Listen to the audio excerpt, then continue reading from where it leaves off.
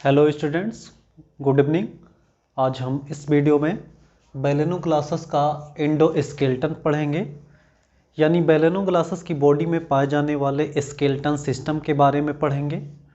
यहाँ पर हम देखते हैं बैलेनोग्लासस सब फाइलम हेमिकार्डेटा से बिलोंग करता है और ये ऐसा एनिमल होता है जिसमें केवल कुछ कार्डेट्स के फीचर पाए जाते हैं, बाकी इसमें अधिकांश कैरेक्टर नॉन कार्डेटा के होते हैं। इसलिए बैलेनोग्लासस को नॉन कार्डेटा और कार्डेटा के बीच का कनेक्टिंग लिंक कहा जाता है। तो आइए यहाँ पर हम सबसे पहले बैलेनोग्लासस का एंडोस्केलेटन देखते हैं। बैलेनोग्लासस में जो एंडोस्केलेटन होता है, कोई डिफिनिट एंडोस्केलेटन इसकी बॉडी में नहीं पाया जाता है, केवल इसकी बॉडी में कुछ सपोर्टिंग स्ट्रक्चर्स होता है और उस सपोर्टिंग स्ट्रक्चर्स को ही हम इसकी बॉडी का एंडोस्केलेटन कहते हैं। जैसे अदर जो कार्डेट्स हैं या वर्टिब्रेट्स हैं जिसमें एंडोस्केलेटन बोन्स या कार्टिलेज का बना होता है, लेकिन इसमें ना तो बोन्स पाया जाएगा और ना ही कार्टिलेज पाया जाएगा, केवल कुछ ऐसे स्ट्रक्चर्स जो रूपांतरित होकर के थोड़ा हार्ड हो जाते हैं, जो बॉडी को सपोर्ट करने लगते हैं, उन्हीं संरचनाओं को हम इस एनिमल का एंडोस्केलेटन कहते हैं। तो आइए देखते हैं हम कि बैलेनोग्लासस की बॉडी में कौन कौन से एंडोस्केलेटन या कौन कौन से सपोर्टिंग स्ट्रक्चर्स या स्टिफ स्ट्रक्चर्स पाए जाते हैं, कठोर संरचनाएं पाई जाती हैं जो बॉडी को सपोर्ट करती हैं। तो यहाँ पर हम समझते हैं balanoglossus have no definite endoskeleton of bone और आर कार्टिलेज, यानी बैलेनोग्लासस में कोई निश्चित एंडोस्केलेटन नहीं पाया जाता है, जैसे कि बोन या कार्टिलेज। बोन या कार्टिलेज जैसी संरचनाएं इसकी बॉडी में नहीं पाई जाती हैं। उसके बाद इसमें कुछ सपोर्टिंग स्ट्रक्चर्स पाए जाते हैं, केवल बॉडी को सपोर्ट करने वाले स्ट्रक्चर्स होते हैं। जो स्ट्रक्चर्स यहाँ पर दिए गए हैं, इसमें से पहला है बक्कल डायवर्टिकुलम। बक्कल डायवर्टिकुलम को स्टोमोकार्ड कहा जाता है।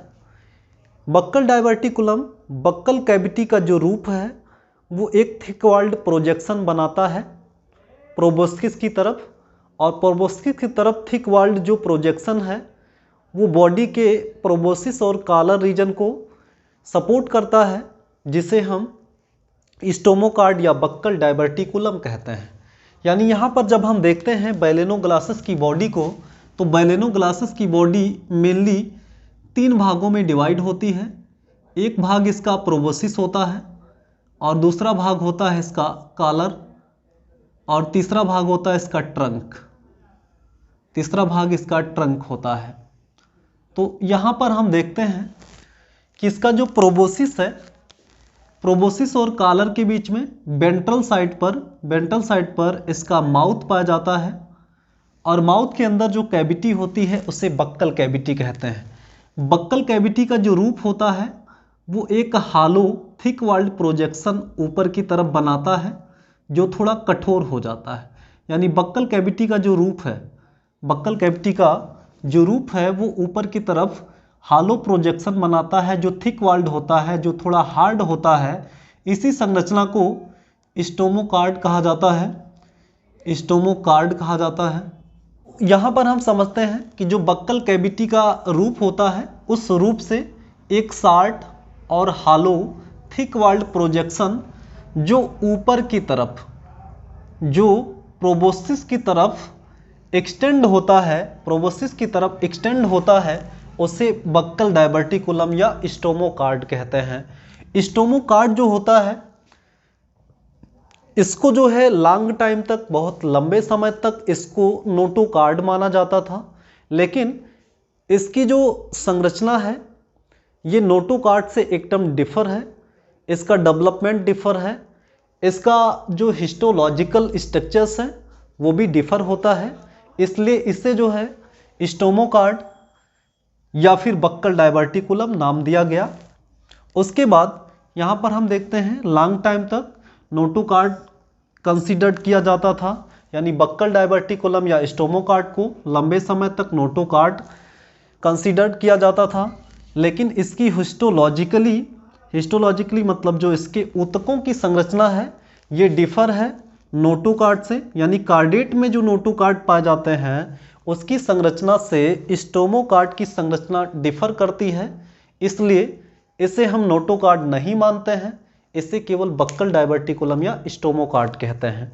उसके बाद जो दूसरा स्केलेटन इसकी बॉडी में पाया जाता है जिसे कहते हैं प्रोबोसिस स्केलेटन। प्रोबोसिस स्केलेटन जो होता है ये प्रोबोसिस रीजन में पाया जाता है। प्रोबोसिस के नीचे होता है कॉलर। प्रोबोसिस रीजन में बेस की तरफ कुछ वाई शेप्ड काइटिनस स्ट्रक्चर पाया जाता है जो यहाँ पर दिखाया गया है। यहाँ पर जो प्रोबोसिस और कॉलर होगा उसके बीच में कुछ प्लेट लाइक स्ट्रक्चर्स पाए जाते हैं। प्लेट की संरचना वाई शेप्ड होती है जिसमें एक मीडियन प्लेट होता है और ये दो हार्न्स होते हैं, दोनों हार्न्स नीचे की तरफ होते हैं और ऊपर प्लेट लगा होता है। तो ये संरचना यानी जो प्रोबोसिस स्केलेटन है ये भी प्रोबोसिस रीजन में पाई जाती है जो बॉडी को सपोर्ट करती है। तो यहाँ पर यही बताया गया कि प्रोबोसिस स्केलेटन एक वाई शेप्ड स्ट्रक्चर्स होता है जो काइटिन का बना होता है। इसे न्यूकल स्केलेटन भी कहते हैं। इसमें एक मीडियन प्लेट पाया जाता है और मीडियन प्लेट में जो मीडियन प्लेट है उस पर वेंट्रल कील पाया जाता है। मीडियन प्लेट पर वेंट्रल कील पाया जाएगा। उसके बाद उसमें दो डाइवर्जिंग पोस्टीरियर हार्न्स पाए जाते हैं। इसमें दो डाइवर्जिंग पोस्टीरियर हार्न्स पाए जाते हैं। उसके बाद ये जो पूरी संरचना है ये पाई जाती है बक्कल डायवर्टिकुलम के नीचे, जबकि जो दोनों इसके हार्न्स होते हैं ये दोनों हार्न्स जो हैं वो नीचे की तरफ बक्कल कैविटी के रूप में फैले होते हैं। बक्कल कैविटी के रूप में ये फैले होते हैं। उसके बाद जो मीडियन प्लेट है वो धंसा होता है एक रेटिकुलम ऑफ स्टिप से, यानी एक कठोर जालनुमा संरचना से। जो कठोर जालनुमा संरचना कॉन्ड्रॉइड टिश्यू कहलाता है और ये कॉन्ड्रॉइड टिश्यू वर्टिब्रेट में जो कार्टिलेज पाया जाता है उस कार्टिलेज के समान होता है। तो इस तरह से हम बक्कल डायवर्टिकुलम हमने देखा और प्रोबोसिस स्केलेटन देखा। उसके बाद इसमें ब्रैंकियल स्केलेटन मिलता है और पाइयोकार्ड मिलता है। तो नेक्स्ट देखते हैं हम तीसरा जो सपोर्टिंग स्ट्रक्चर्स है उसका नाम है ब्रैंकियल स्केलेटन। जो ब्रैंकियल स्केलेटन होता है वो यहाँ पर शो किया गया है। ब्रैंकियल स्केलेटन जो है वो फेरिंजियल वॉल में पाए जाते हैं जो काइटिन के बने होते हैं जिसका शेप यम शेप्ड होता है और ये जो है ये गिलसिट्स को सपोर्ट करते हैं या जो फेरिंजियल वॉल है उसको सपोर्ट करते हैं। तो यहाँ पर हम देखते हैं कि जो ब्रैंकियल स्केलेटन है इसका शेप जो है यम शेप्ड होता है जो काइटिन का बना होता है। उसके बाद इसका निर्माण जो है बेसमेंट मेम्ब्रेन मतलब जो त्वचा होती है इसकी, इस त्वचा के सबसे नीचे वाली जो परत है उससे बेसमेंट मेम्ब्रेन कहते हैं जिससे मसल्स अटैच होते हैं। तो बेसमेंट मेम्ब्रेन की थिकनिंग से ब्रैंकियल स्केलेटन यानी यम शेप्ड काइटिनस रॉड का निर्माण होता है और ये पाए जाते हैं wall of the pharynx. It lie in the wall of the pharynx. उसके बाद ये सपोर्ट करते हैं यू शेप्ड गिलसिट्स को। इनका काम है यू शेप्ड गिलसिट्स को सपोर्ट करना। उसके बाद चौथा जो स्ट्रक्चर्स है उसका नाम है पाइयोकार्ड्स। जो पाइयोकार्ड्स होता है ये पाया जाएगा post hepatic region of body. आप जानते हैं कि जो बेलेनोग्लासस का ट्रंक है 3 भागों में डिवाइड होता है।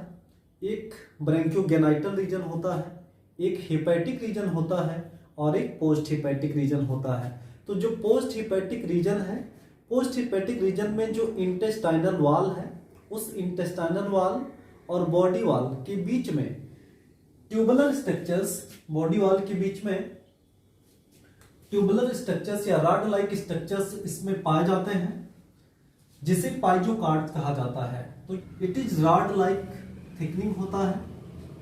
उसके बाद ये पाया जाता है post hepatic region of trunk जो मिड वेंट्री मतलब बीच में और वेंट्रल साइड पर किसके बीच इंटेस्टाइन एंड बॉडी वॉल, इंटेस्टाइन और बॉडी वॉल के बीच में पाया जाता है।